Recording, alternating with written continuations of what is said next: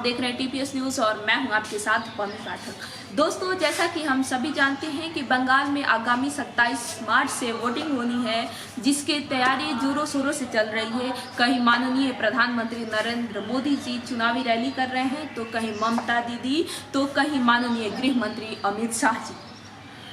वहीं पश्चिम बंगाल में एक तरफ जहां पीएम मोदी ब्रिगेड ग्राउंड में रैली करने पहुंचे, वहीं दूसरी तरफ ममता बनर्जी ने भी महिलाओं के साथ पैदल मार्च निकाला है।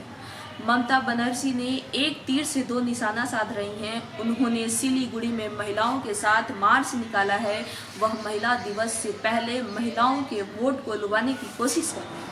उधर महंगाई के मोर्चे पर केंद्र सरकार को निशाना भी साध रही हैं। बोल रही हैं कि क्यों बढ़ रही हैं तेल की कीमतें। ममता बनर्जी ने कहा कि हमने पीएम मोदी को दिखाने के लिए ये प्रदर्शन किया है।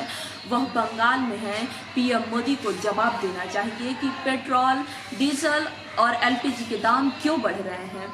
ममता बनर्जी ने कहा कि पीएम मोदी केवल भाषण देते हैं। ममता ने कहा कि पीएम मोदी कहते हैं कि बंगाल में परिवर्तन होगा। मैं बताना चाहती हूं कि केंद्र में बदलाव होगा और पीएम मोदी की कुर्सी जाएगी। उन्होंने कहा कि पीएम मोदी कहते हैं कि बंगाल में महिलाएं सुरक्षित नहीं हैं। मैं आपको बताना चाहती हूं कि पश्चिम बंगाल में महिलाएं सुरक्षित हैं, लेकिन गोवा, यूपी और गुजरात समेत भाजपा शासित राज्यों में महिलाओं की स्थिति बहुत दयनीय है, बहुत खराब है, बहुत बदतर है। वहीं 15 लाख के वादों पर निशाना साधते हुए ममता बनर्जी ने कहा कि मोदी ने चुनाव से पहले सभी के खातों में 15 लाख रुपए आने का वादा किया था। क्या किसी को 15 लाख मिले? ममता बनर्जी ने कहा कि हम दगाबाज, टोलबाज और भ्रष्ट बीजेपी को राज्य में नहीं चाहते। यह चुनाव बंगाल के अस्तित्व की लड़ाई है। अगर गलती से भी बीजेपी जीत जाती है तो ये बंगाल का बंटवारा कर देंगे। ममता ने कहा कि पीएम मोदी जब भी भाषण देते हैं लोग उनसे डर जाते हैं। बंगाल को सोनार बंगला बनाने के नारे पर ममता बनर्जी ने कहा, पीएम मोदी पर निशाना साधा। उन्होंने कहा कि वे कहते हैं कि सोनार बंगला बनाएंगे। आपने तो सारे पीएसयू बेच दी। ममता पैदल मार्च के दौरान गैस सिलेंडर लेकर नजर आई। ममता बनर्जी मोदी सरकार को महंगाई के मोर्चे पर घेरते नजर आई। अपने पैदल मार्च से पहले ममता बनर्जी ने ट्वीट कर लिखा था कि बीजेपी एलपीजी गैस के दाम बढ़ाकर लोगों को लूट रही है। महंगाई की बुरी मार महिलाओं को सबसे अधिक झेलनी पड़ रही है। सरकार की मंशा ही नहीं है कि टैक्स में कटौती कर लोगों को ऊपर को बोझ को हल्का कर। सैकड़ों की संख्या में महिलाएं ममता बनर्जी के साथ पैदल मार्च कर रही हैं। चुनाव की तारीखों का ऐलान के साथ ही पीएम मोदी पर निशाना साधने का कोई मौका नहीं छोड़ रही हैं।